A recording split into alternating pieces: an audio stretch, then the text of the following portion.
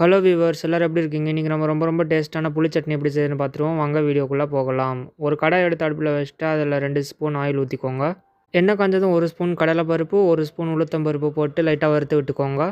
உளுந்து லைட்டாக colour change ஆனோடனே கொஞ்சமாக கருவேப்பிலை, 4 காஞ்ச மிளகா, 5 பல் பூண்டு, 4 பெரிய வெங்காயம் நல்லா பொடி பொடியாக நறுக்கி சேர்த்துட்டு நல்லா வதக்கி விட்டுக்கோங்க.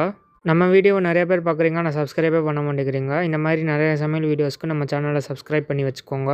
வெங்காயம் நல்லா வதக்கி விட்டுக்கோங்க. எந்த அளவுக்கு வெங்காயம் வதங்குதோ அந்த அளவுக்கு சட்னி ரொம்ப டேஸ்ட்டாக இருக்கும். இப்போ தேவையான அளவு உப்பு, கூடவே புளியையும் சேர்த்துட்டு நல்லா வதக்கி விட்டுக்கோங்க. இது நல்லா வதங்கினதுக்கப்புறம் 1 ஸ்பூன் தனியா, 1 ஸ்பூன் சீரகம் சேர்த்துட்டு ஒரு கலக்கிக்கோங்க. ஸ்டவ் ஆஃப் பண்ணுறதுக்கு முன்னாடி தேங்காய் பூ கொஞ்சமாக சேர்த்துட்டு ஒரு வதக்கிட்டு நம்ம ஸ்டவ் ஆஃப் பண்ணிடலாங்க.